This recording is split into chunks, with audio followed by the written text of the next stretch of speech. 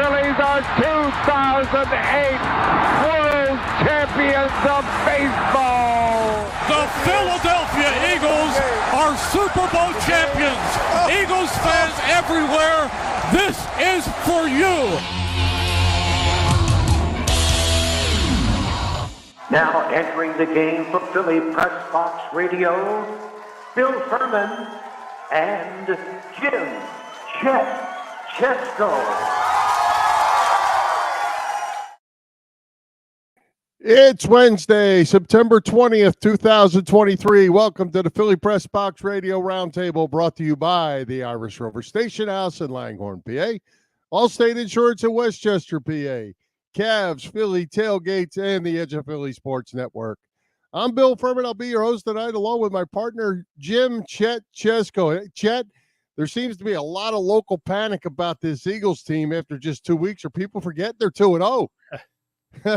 The Phillies are locking up that first wild card spot with just 10 games left to go, taking the Braves today to win that series 2-1. It's whiteout week in Happy Valley as undefeated Penn State takes on Iowa Saturday night on prime time.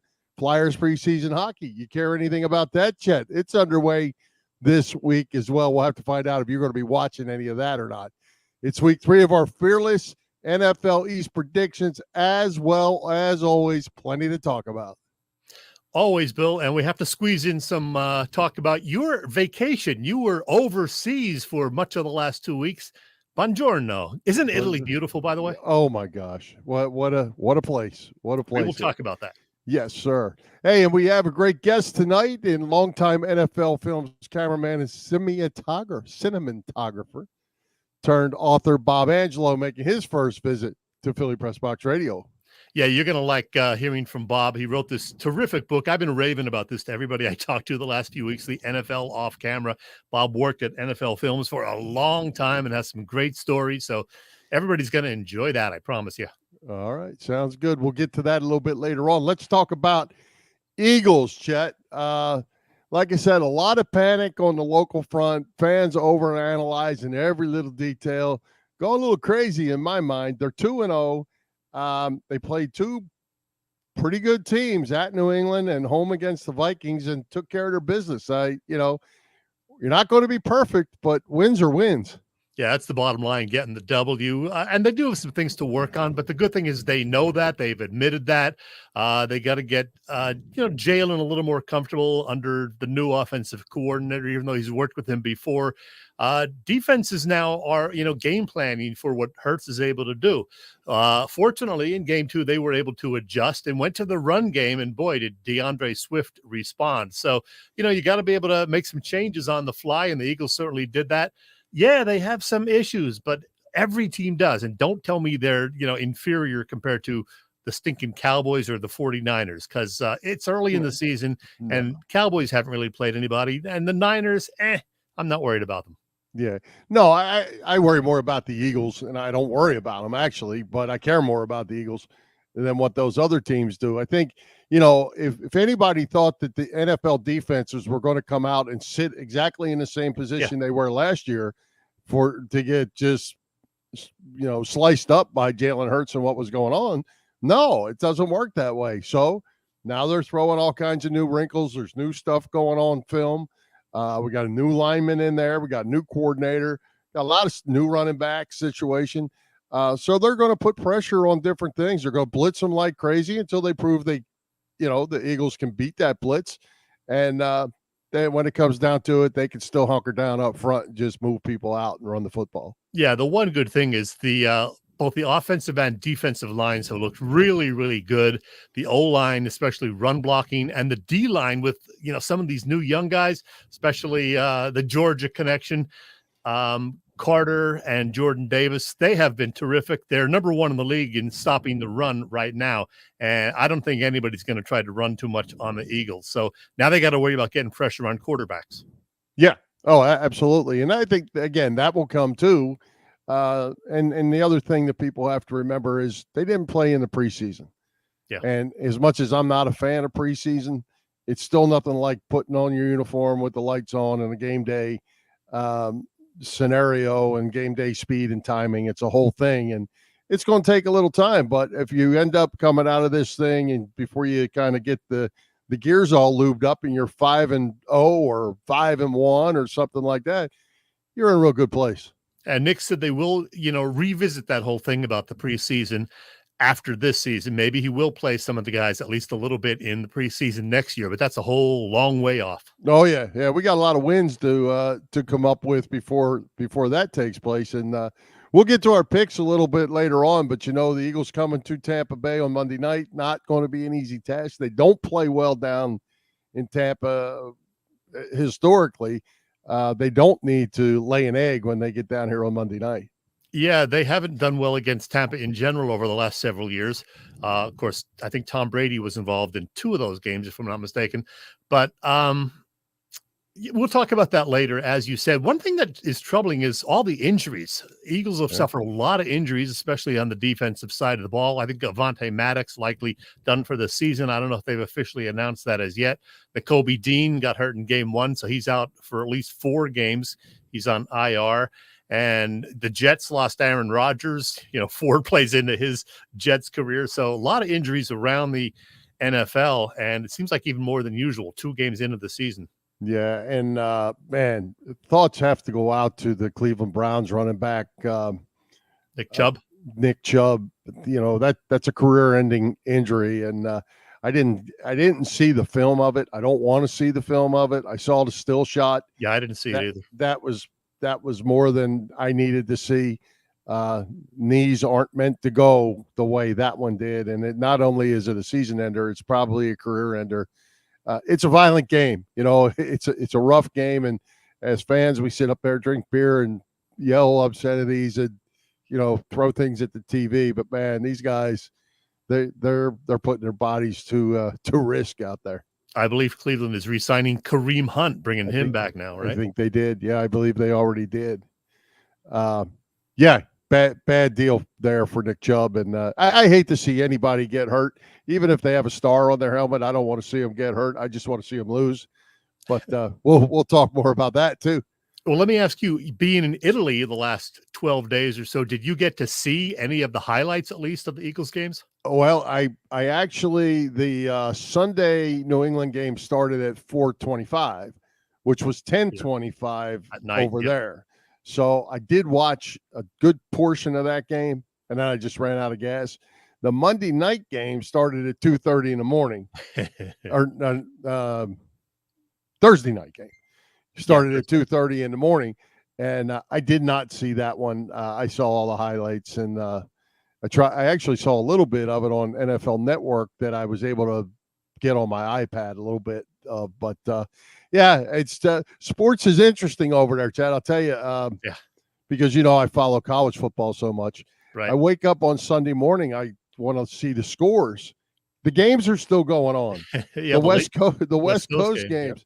Yeah, Colorado State are still playing in the third quarter at 6:30 in the morning over there. It's really interesting and funny.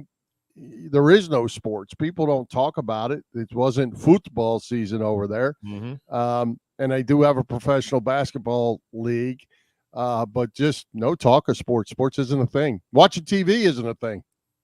We'll get to more Eagles talk when we get to our predictions in the second half of the show. But hey, how about the Phillies? They're still in that first wild card spot. I think they're up 3.5 games there, so they're looking good. They just took 2 out of 3 from the Braves, a team that is generally considered to have the best roster in baseball. I know. I think the Braves won the season series, 7-5 or something like that. But I think the Eagles can stay with them.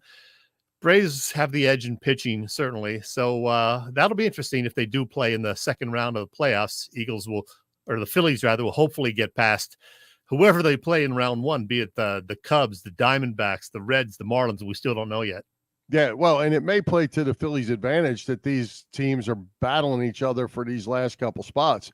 In the meantime, the Phillies have 6 with the Mets, or 7 with the Mets, I believe, and 3 with the Pirates.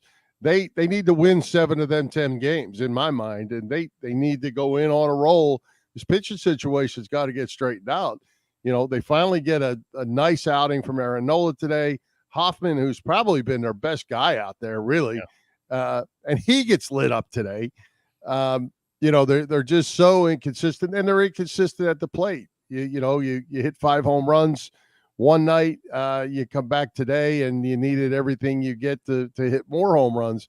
Got to put hits together. Got to, especially come playoff time, because pitching's going to be better. You mentioned Aaron Nola. This was a huge start for him because his 3 September starts this year were not great. He didn't get past the 5th inning, I don't think, in any of them. And today it looked like he was going to have that mid-game meltdown again. He had 3 great innings, then gave up a run in the 4th and a run in the 5th, but got through 6. So, yeah, he left with a 4-2 lead. So that was good to see. That's the one encouraging thing for him and the Phils today, was that Nola looked, a lot more like himself. No walks, 8 strikeouts. So that was good. But then, as you said, the bullpen didn't get the job done today, but they got out of some trouble late.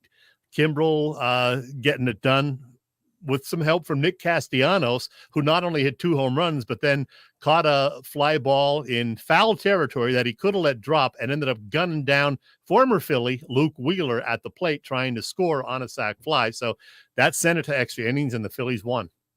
Yeah, I mean, an interesting decision by Castellanos to catch that ball.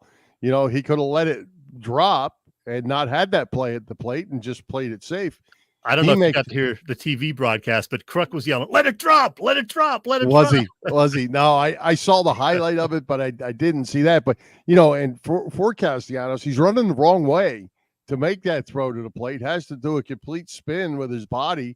It was perfect, though. But yeah, he threw a strike. Yeah. The good news for him is it wasn't a long throw. Right. So it worked out okay. But good heads up by him, and 2 home runs is always nice too.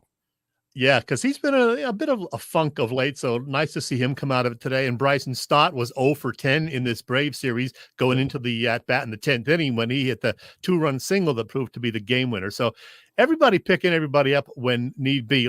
Today, Harper was 0 for 4 with a walk, and these other guys came through. Bohm with an RBI early. Of course, Castellanos, the 2 home runs. The magic number now 7 to clinch that top wild card spot for the Phillies. And how about your man Kyle Schwarber? Didn't do anything today, but 45 home runs, 99 RBI now. Still hitting under 200. He went over it briefly last week. But he's over 200 in strikeouts, Bill. Yes, he is. 203 as of yesterday. Yes, he is. I was thinking about this today while I was driving home. This team, I don't maybe I'm just missing it, but I don't remember a team whose averages have been so way up, way down. We were talking about Harper just a couple weeks ago hitting 310. Yeah. Now he's hitting 290. Yep. Stott was hitting 303, 304 for weeks and weeks and weeks and weeks, and now he's hitting like 287 or something. Yeah, if that. And Turner went way up. Now he's cooled off. Schwarber went up. He's fallen off. He hasn't had he's hit his home runs again, but he's not. Bohm, same thing. So much up and down and hot and cold. You got to be consistent come playoffs or you're not going to win. Yeah, you got to get hot at the right time. But baseball is just a sport like that, where you have these ups and downs and streaks. It's the way it is. I mean, we've been through it with almost everybody. Rhys Hoskins in recent years is a key example of that. Hopefully they will get hot in late September going into the postseason, and they could well have 3 guys with 100+ RBIs. Schwarber and Castellanos, I think, are both at 99, and Bohm is in the early 90s, low 90s. So that'd be kind of nice. It would be. It would be. You think, and we've talked about this all year coming out of spring training, that offensively this team was going to be something special. I don't know that they're something special. They can hit a lot of home runs. I just don't know that they're, like I said, they got to put hits together come playoff time. And, I'm still not a fan, and I don't know that you could stretch them out that much at this point in the season, but just getting a guy through 6 innings, 5 or 6 innings, and looking for 3 or 4 innings of the bullpen every night. The bullpen, I'm just not sure they have the juice. No, they're kind of gassed. We see that with Kimbrel every time out. Now it seems he struggles. We both have talked about Sir Anthony quite a bit. He's just not looking like the guy he was a couple of years ago. Soto up and down.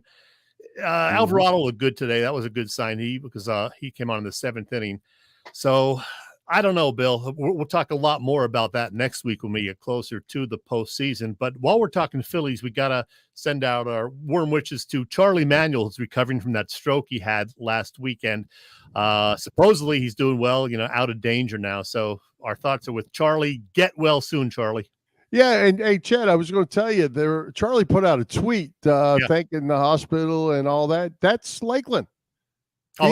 He's in Lakeland Regional Hospital, right down the street from me here, and he lives in Winter Haven anyway, which is kind of a town or two over. But the big hospital in the area here is in Lakeland, and he was thanking the staff there, which I probably know a bunch of them that took care of him, because I know a bunch of they're the younger girls now who are married to the guys I coached.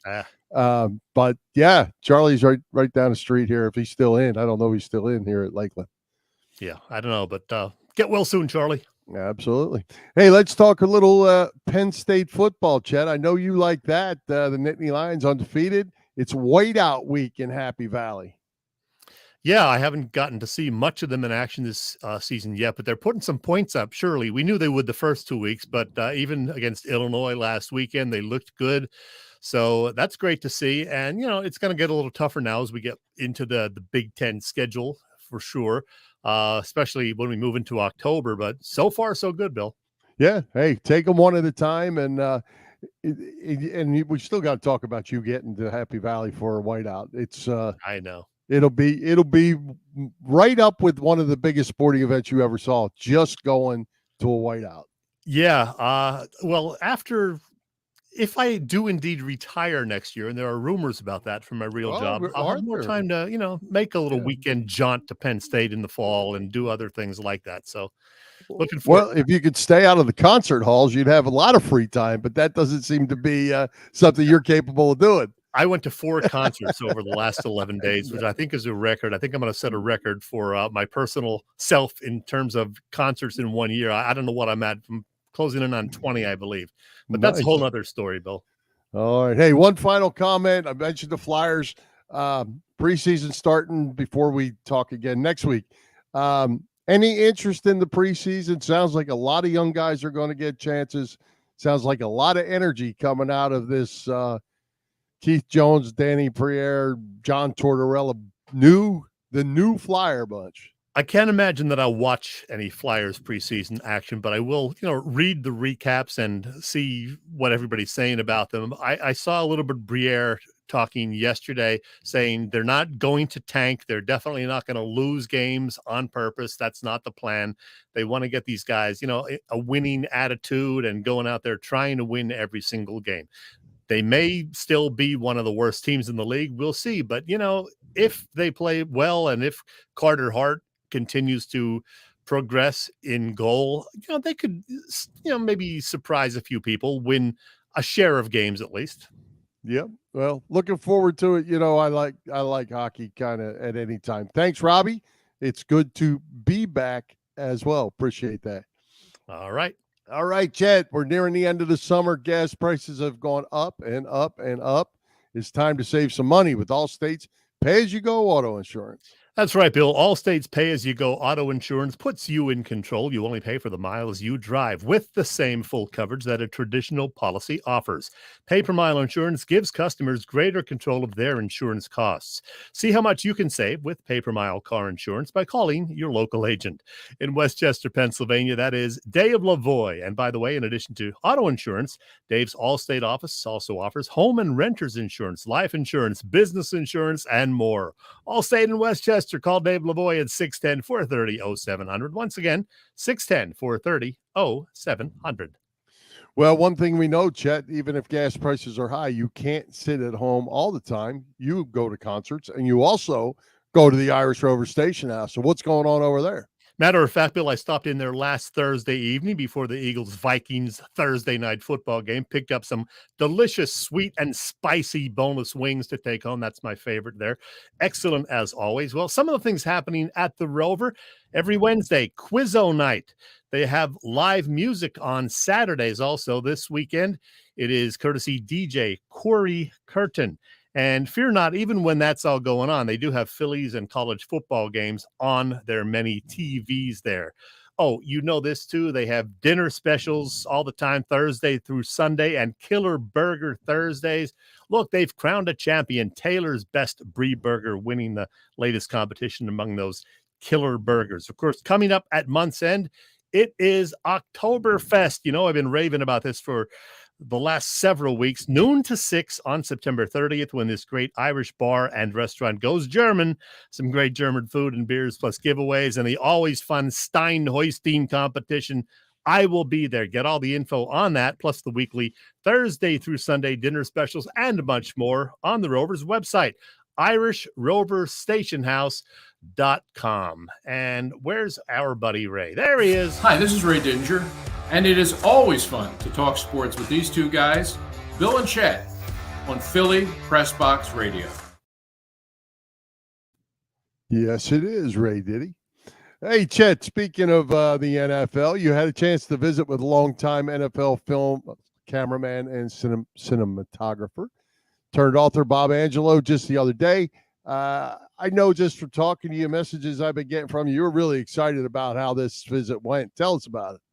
When I received a pitch about this book, The NFL Off Camera, and read, what the content was, and then immediately learned that the author had worked at NFL Films in Mount Laurel for many years and was a friend of Ray Didinger, and that Ray had written the foreword for the book, I knew I had to talk with this guy.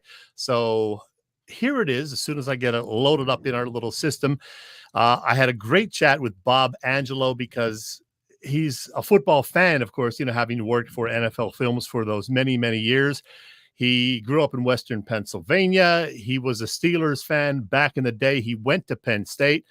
And as soon as this loads, we will play the interview. But you're going to like this, Bill, and all of football fans will like this. I promise you that. And I just found out also Bob has a website that you might want to check out too. It is bobangelo.com. Nice and easy. He does like a little blog on there and all sorts of other things. So check it out, bobangelo.com. And here now, as the video loads, is my chat with him. Here it comes. I think. This is going to be fun, visiting Philly Press Box Radio to talk about his terrific new book and more. A gentleman who spent more than 40 years at NFL Films. It's Bob Angelo. Hey, Bob, how you doing? I'm doing well. How are you? Doing just great. Before we talk about your career at NFL Films and this new book, which I thoroughly enjoyed, NFL Off Camera, is it true that you were a high school quarterback in Western Pennsylvania? I was. Tiny, non-existent now, Neville High School, which became part of the Cornell school system. 29 people in my graduating class. Whoa. And so every guy had to do something. And so I signed up early. I was a 13-year-old backup quarterback as a freshman. And then by my sophomore year, I inherited the job toward the end of the season and played my last 2 years. And I think we won a total of 5 games my junior year and only about 2 my senior year. We were starting to get outclassed by the larger school districts that had more young men to choose from. Of course. And you were a Steelers fan before they were a great team. Is that right? They stunk. I mean, I watched Pittsburgh. Oh, gosh. They played for one postseason berth in 1963, lost the game to the New York Giants, as I recall, in Yankee Stadium, I believe. And that was it. The rest of the decade was abysmal. And even under this new coach named Chuck Noll, they were still abysmal. They were 1-13 first season, but they had a guy named Joe Green on the roster who was fun to watch. And then the next year they got Bradshaw, and then the rest is history. Is it true that while you were at Penn State, you pretty much badgered Steve Sable for a job at NFL Films? I did. My senior year, I said to myself, what do you like doing? I said, I love watching pro football and talking about pro football and analyzing pro football and writing about pro football. So I picked a name off the credits one day as I was watching an NFL Films production. It was Steve Sable. And I wrote him my first letter. I went to graduate school at Northwestern studying broadcast journalism. And by the time I was ready to graduate there, I'd written Steve a dozen letters. And I remember the first paragraph of the very last one that I wrote. I tailored it to a Philadelphia audience, and I wrote, Dear Mr. Sable, Mike Schmidt will hit tape measure shots. Bernie Perrant will make kick saves. and someday I will work for NFL Films, period. He liked that. He really liked that. And by then he'd accumulated a deep file of things from me. He realized this guy really wants to work here. I sent him scripts of radio shows that I did at both Penn State and Northwestern about pro football. Each show was called Pro Football Report. Sunday night after games, I'd rip and read wire service copy that I edited to make it sound more like me. And then I'd offer some commentary on the sport.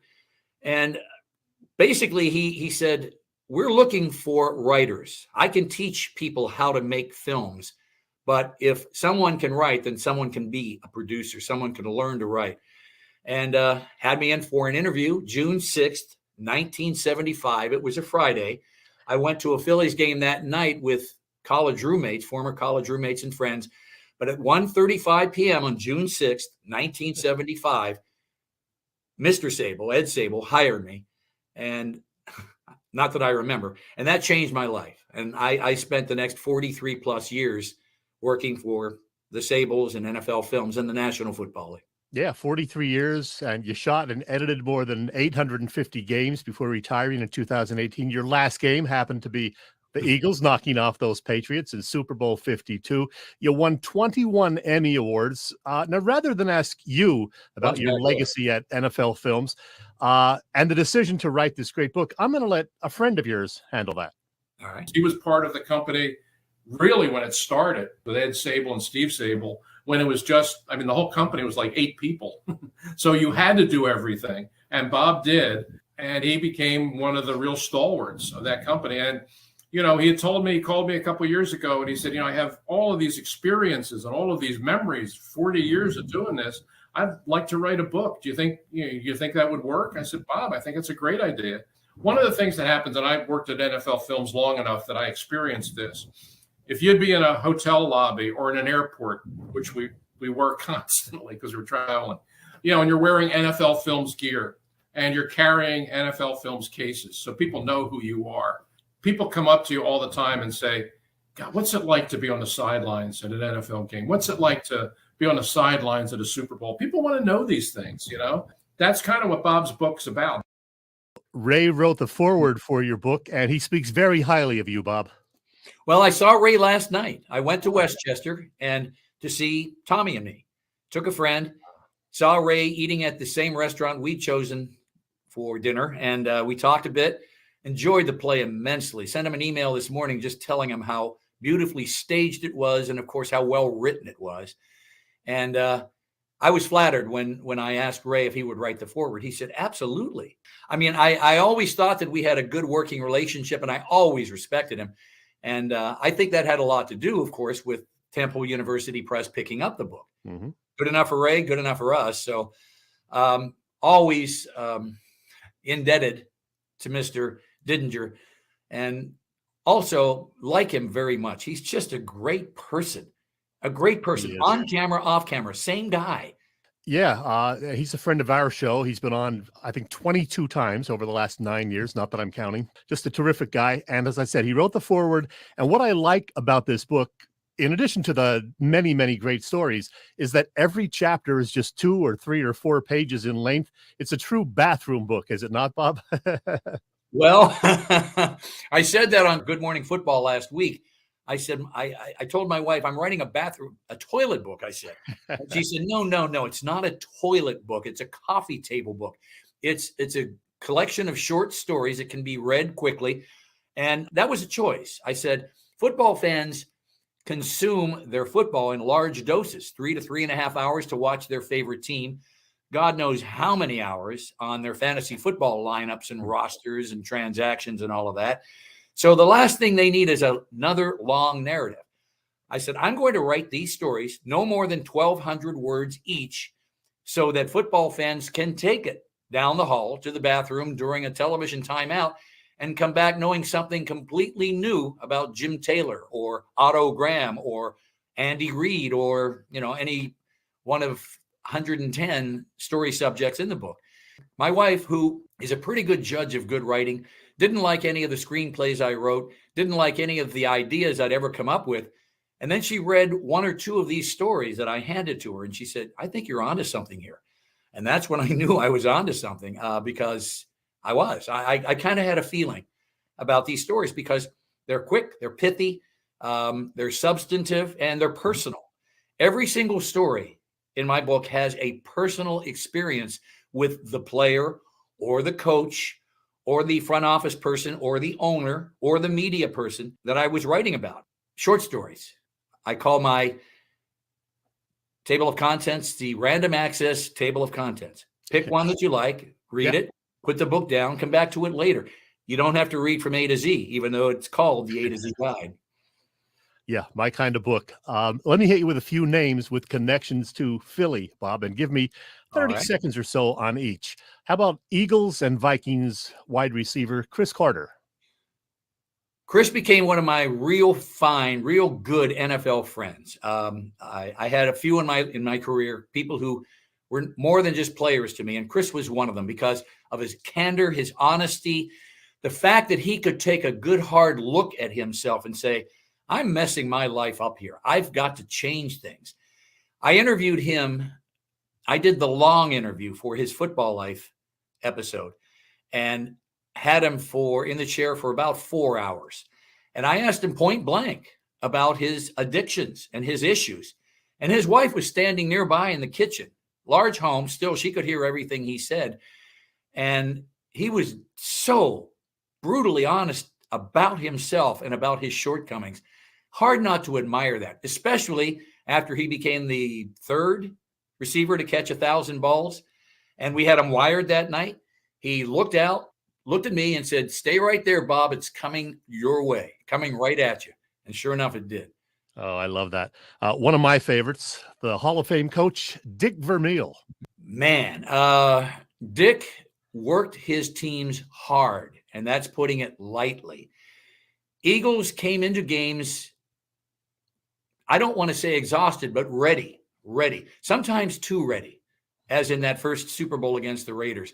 Yeah. I think they were a little worn out from the alleged two-a-days. I wasn't there. I didn't see it happen, but I'd heard that Dick took them back to training camp, figuratively. And I'm thinking, why would you do that? You've got a veteran team here. You've got a veteran quarterback. But I admired Dick again for his honesty, his candor, and his raw emotion. Dick could be brought to tears instantly over lots of different things, but he felt so deeply for his cause, for his players, for everything that he was involved in. It was hard not to feel that.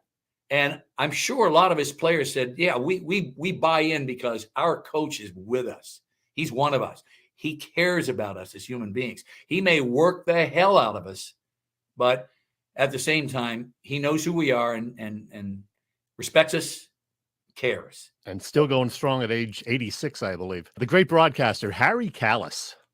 Harry Kalas afforded me opportunities that I never would have had I not known him.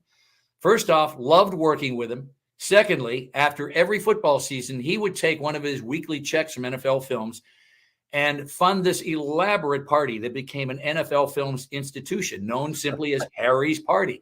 And every year, right after the season, right when we needed it the most, we would go out there, get hammered, eat, drink, talk about the season, reminisce, shake hands, hug, do all that stuff, get rides home. We even then we realized, no, way too loaded to be behind the wheel of a car. But the third thing was, I wanted to get into live direction, and I always had baseball as my favorite sport. I wanted to be a Major League Baseball player. Grew up listening to Bob Prince announce Pittsburgh Pirate games and thought to myself, I think I could do this. I asked Harry for a little help. Not only did he give me the names of the people who one of Philadelphia's television broadcast team crews in the truck, but he called them and said, give this guy a chance to come in and watch. And I went there and I studied under one of the Phillies directors. His name is escaping me right now, and watched how he did business. And I thought, oh boy, RJ Aquila or something like there that. There you go, RJ and JR. Yes, I was close. And I watched him, and I spent 2 nights there. I went back the second night just to make sure that the calm that I saw the first night was real.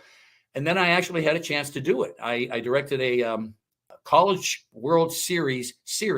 They're called the Super Regionals. And I did the University of Miami, who had a freshman shortstop named Ryan Braun at the time, versus North Carolina State. And I did 2 games, and I literally didn't sleep the night before. I was, when the assistant director said 30 seconds to air, I looked around and said, who's he talking to? And then I realized it was me. And so I pushed my way through that. But it gave me a taste of what live television direction is like. And it kind of reminded me that, no, stick to being a segment producer. You're doing fine with that, and a producer and someone who can direct in a truck live to tape. And but Harry afforded me those opportunities. Another great guy. I'm talking too long here. You said 30 seconds, but another great person, and somebody I always enjoyed being around. We can't talk about NFL films without talking about the late, great John Facenda, another Philadelphia legend, by the way. Here's a little bit of the voice of God. The game is a time warp where the young dream of growing up and the old remember youth. And for a few hours on Sunday, neither fantasy nor reminiscence seems foolish.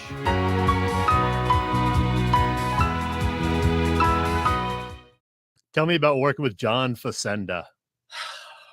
John inspired a generation of football fans. When people ask me what made NFL films, was it the cinematography? Was it the music? Was it something else? I said it was something else. John Facenda's voice, I think, early on is what made NFL films hypnotic and compelling.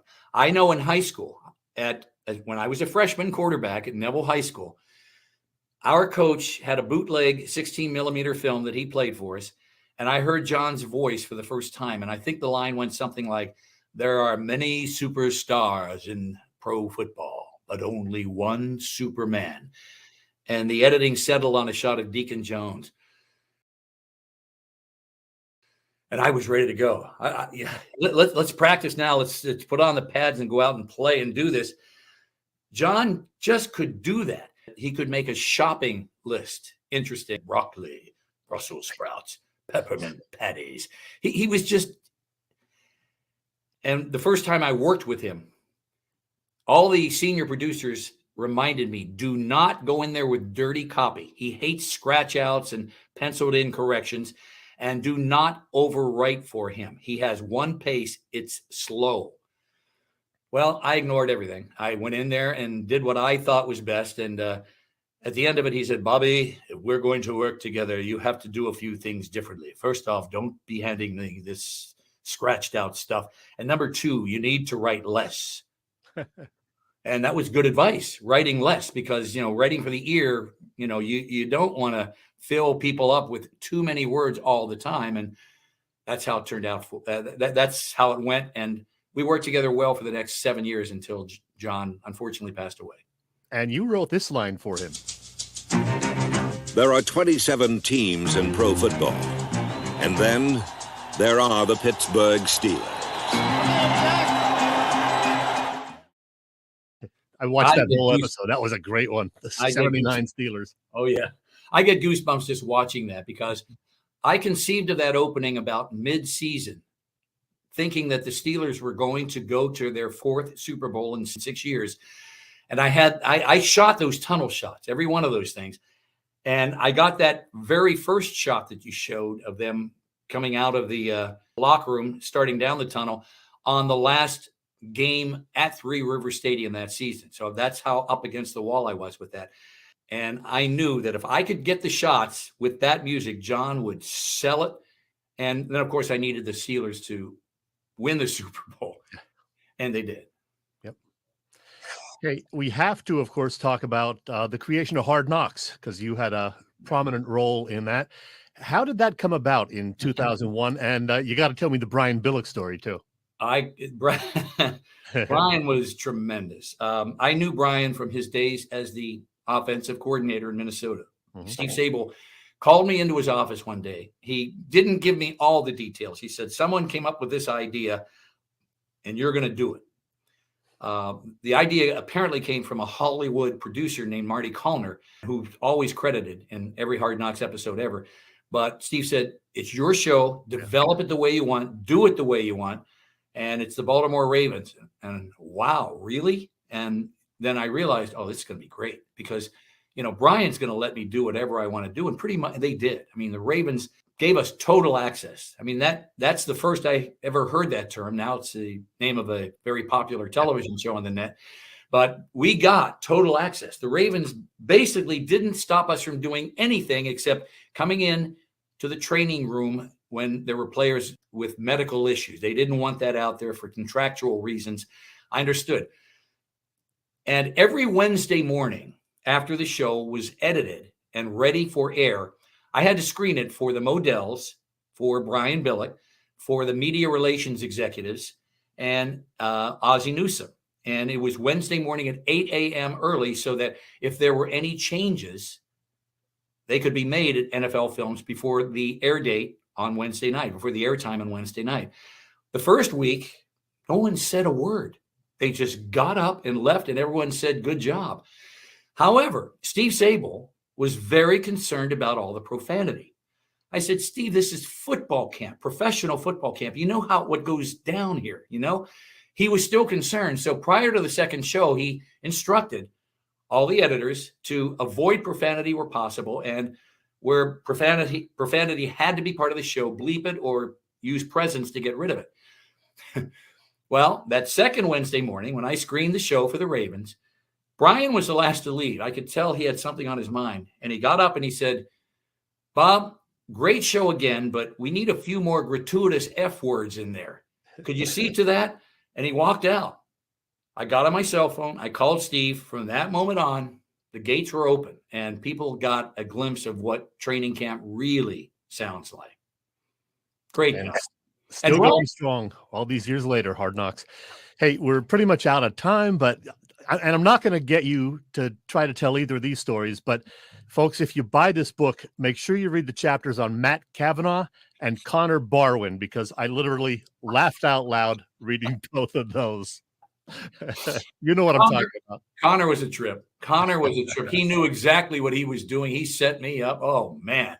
And when he said it, I felt like flipping him off, but I thought, I'm on the sideline. I can't do that. But it was so funny. It was hilarious. And then the little stinky story involving Matt Kavanaugh, that was a blast too. But folks, read it in the book. It is the NFL Off Camera, an A to Z guide to the league's most memorable players and personalities. I just loved it. Bob, thanks so much for doing this. I hope we can talk again sometime. Anytime. I'm here. I'm retired. I basically promote the book. That's what I do. That's my life these days. So anytime. This was a lot of fun.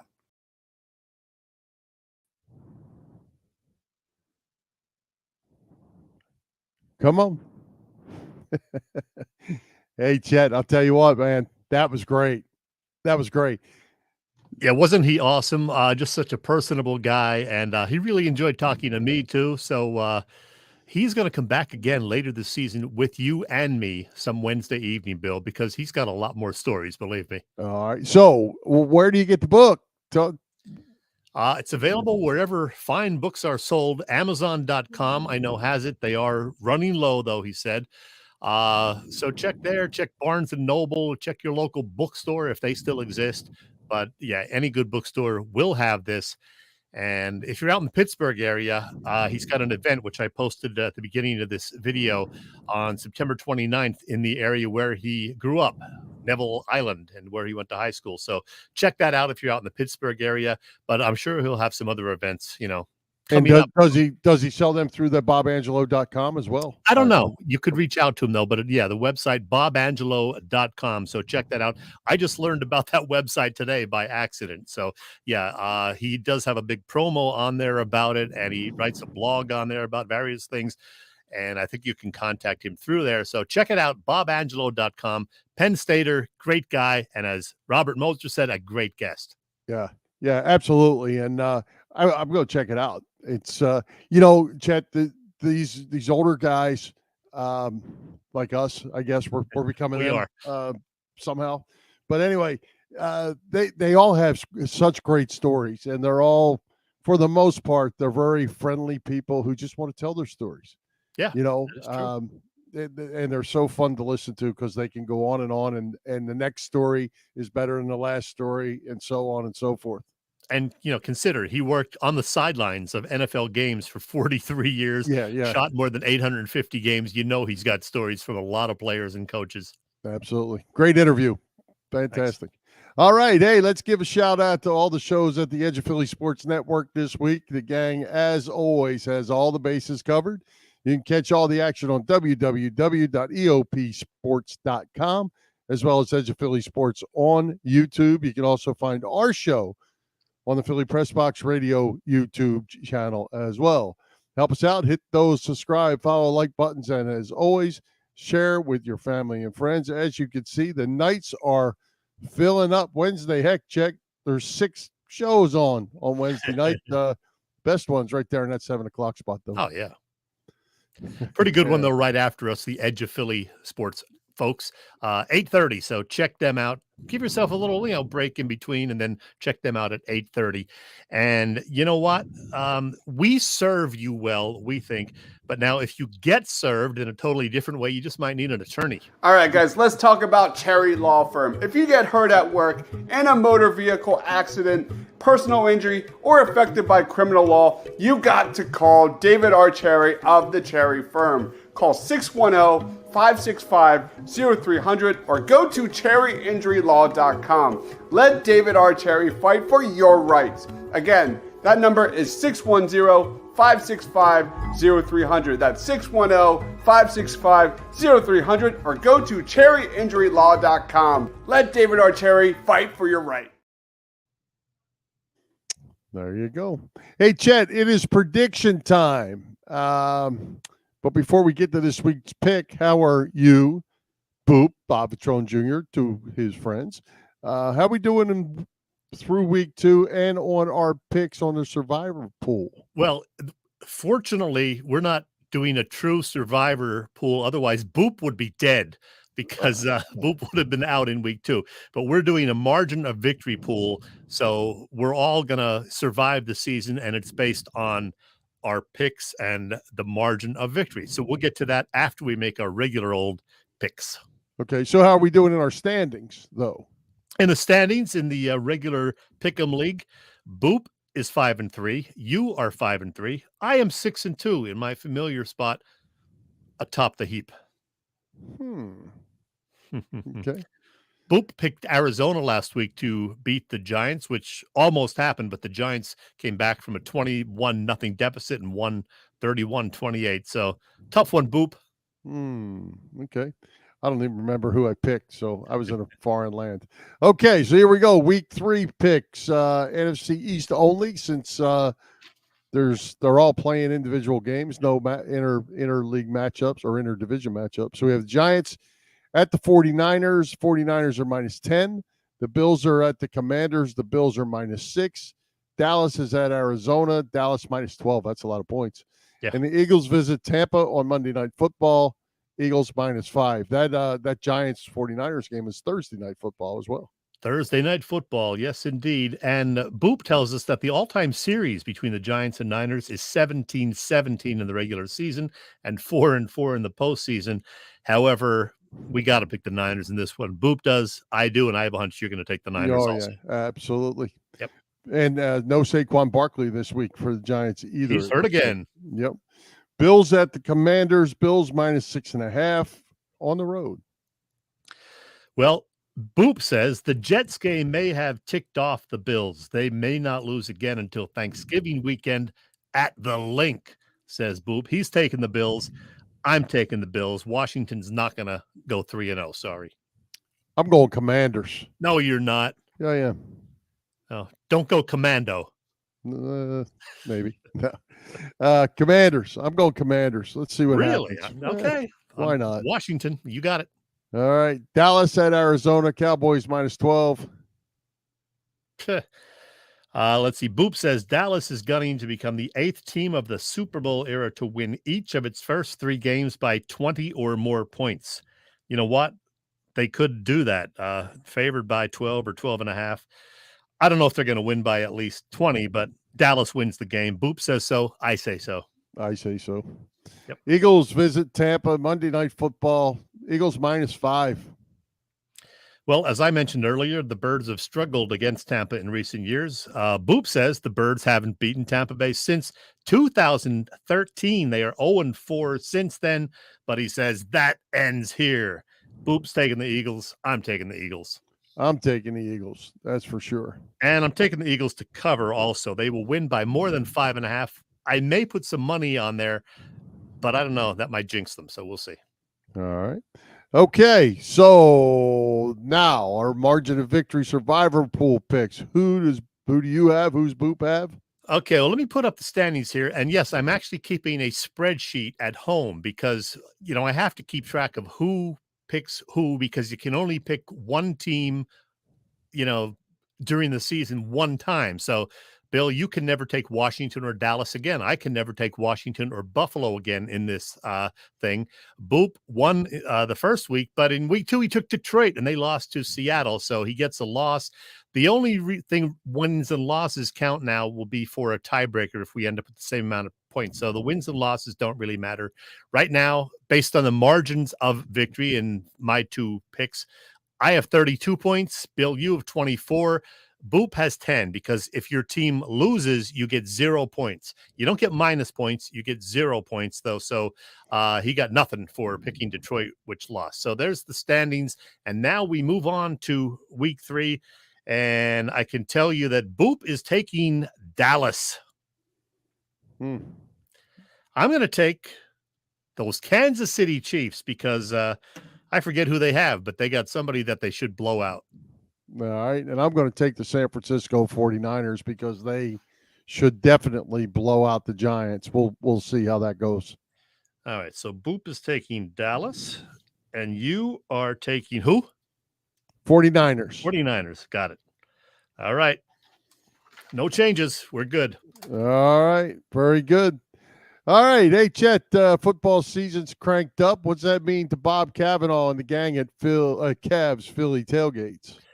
Well, Bill, Cavs Philly Tailgates has been cooking up a terrific catering business for more than 30 years, known best for their tailgate parties. Cavs is a 3-time winner of Philly Tailgates Jack Daniels Great American Tailgate Party Contest and a past winner of the Philly Daily News Tailgate Award. Cavs also does corporate events and parties, you name it. If you check the website, you can see what they have coming up. Their tailgate parties are happening before every Eagles home game.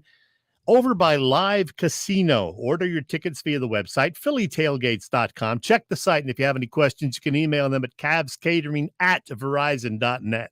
Cavs Philly Tailgates is the way to go if you don't know. Cavs also works with Vince at Philly Sports Trips, and they are the folks to use for all Eagles road games and more. And I believe we have a little bit of an ad for them too. All right, guys, if you're a Philly sports fan and you want to travel with your favorite team, then travel with the best. Go to phillysportstrips.com. They have self-travel packages and full travel packages available with round-trip flights from the Philadelphia airport. Packages include direct flights, 4-night stays, all-inclusive tailgate parties, lower-level group tickets. Whatever you want, you got it with phillysportstrips.com. If you want to travel to an upcoming Phillies game, make sure you check out Philly Sports Trips. And do not forget, Philly Sports Trips has all the away trips for the Eagles' upcoming 2023 season. Jump on it now because you do not want to lose out on all these great opportunities. Go to phillysportstrips.com.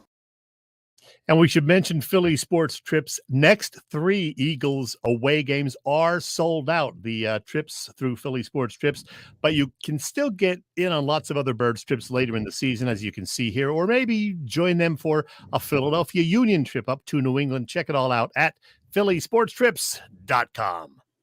Very good. Hey, great guest tonight, and Bob Angelo. Who do we have coming to Philly Press Box Radio next week? Because, heck, we're starting more sports. We're getting into full roll here.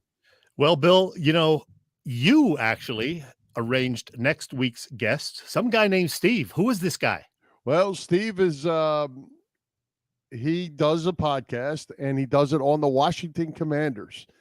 Steve's kind of new at it, and he does a real good job, follows the Commanders just like we follow Philly sports. And Steve's going to join us and talk about that matchup next week between the Eagles and the Commanders. Yeah, because they play one another October 1st at That's right. the Link. I will be at that game, by the way, Sunday, October 1st. I'm not So sure that's a good thing. Yeah, I know. There's the jinx. Looking forward to meeting Steve. Steve, what is his last name? Lockman. Okay. All right. Yep. There you go. Steve will be fun. Talk about Italy. Yeah, let's talk about Italy real quick. Tell me. If I can talk about 12 days really quick, I'm not sure. But Love the pictures. Pictures were great. The pictures were great, and but they do nothing. They do nothing to what the eyes can see. But I would just tell you, when you go the first day when we got there and we went to the Colosseum and followed that up the next day with the Vatican, the Sistine Chapel, and St. Peter's Basilica, your head is spinning. You know, the thing, Chet, that really makes me think about it is when you look at this stuff, especially with the Colosseum right off the bat, is people built this. Like they made the bricks. Yeah. They didn't go to the brick store and make bricks or buy bricks. And to put a thing together like that and it's still standing today is just phenomenal. You know, when you really look at it. And then, you know, we went to the winery tours and all that. We went to Florence, got to see the Statue of David, a bunch of other really cool things in Florence, neat town. And then the last 2 days in Venice, and Venice is certainly a different kind of place, but with all the water and the water taxis and no cars anywhere to be found, really neat place. And, you know, when you're looking at a building and you read the sign, and it's a church and it's from 400 BC. You're like, what? Really? Yeah. Like, how does that happen? And you know, they're still trying to have services there at the different places and all that. And just was magnificent. I can't say enough about it. It far exceeded my expectations, and they were probably pretty high to begin with. Well, you know, I was there last October. I saw a lot of the same things you did, the Colosseum, Venice and all the waterways there, the Sistine Chapel. So, yeah, brought back a lot of memories seeing your pictures. I think Venice might have been my favorite, though. I did the gondola ride with my wife, and that was just a blast. Yeah, yep. The gondolas are a big thing. And also shout out to our man, Kevin Riley. You know, that's where I got the original villa that we won in the Kevin Riley Dick Vermeil golf outing. The villa was fabulous as well. Really beautiful property there, in an old house that's 700 years old, and you know, kind of broken up into an old house, but neat arrangement and beautiful country up there. So we went to the beach as well. Got to see that. On the Mediterranean Sea. Who knew? I didn't do that. Yeah. So Nice. kind of neat. And and the other thing was the Carrara Marble Mountain. You know, I didn't know that you could actually get tours and go into the mountain where they do the mining. But that's where the famous Italian marble comes from, that mountain. And Carrara is the town up there. And what a neat place that was. Well, glad you had a great time and made some memories. Absolutely. Absolutely. How about you, real quick, on your 4 concerts? I know you saw Pink. You were excited about that. Pink, Alice Cooper, Squeeze and the Psychedelic Furs, and then the Emma Barbecue last Saturday. All a blast, all good times. Pictures on Facebook. Bill, it was 50 years ago today. Speaking of great performers, Jim Croce died in that plane crash exactly 50 years ago today. Boy, he put out some great music in his too short life. Also 50 years ago tonight, the Battle of the Sexes, Bobby Riggs, Billie Jean King. We know how that turned out. Billie Jean picked 2 out of the 3 sets to win. And the big story of the past week, Bill, in case you missed it, Travis Kelce allegedly dating Taylor Swift. I'm not buying that. But I did watch Billie Jean King, Bobby Riggs back in the day. Yeah, 50 years and ago. A story for you. The farmhouse on the Jim Croce album is the next door neighbor of where my aunt and uncle and cousins used to live out in Chester County. They were neighbors, next door neighbors to Jim Croce when Jim and his wife were living there, just trying to get life going on. And Chester County out there. By the way, speaking of Kelce, I did watch the documentary and I reviewed it on our show last week. So make sure you somehow get to see that on Prime. Really, really good. I actually knew you did that. I have not listened to it on purpose. I downloaded it to watch from Philly to Tampa last night, but I slept instead.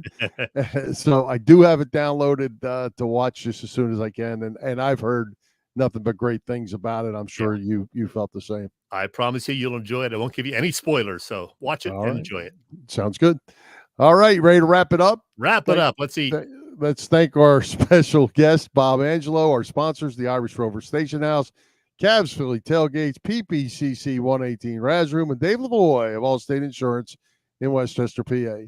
For Jim Chet Chesko, this is Bill Furman. We hope you enjoyed the show. We'll join Philly Press Box Radio next Wednesday, September the 27th at 7 p.m. You can see us live on Facebook. Listen to our website, phillypressboxradio.com, on Google Podcasts, Apple Podcasts, iHeartRadio, and all the others. High hopes, Philadelphia sports fans. I hope he had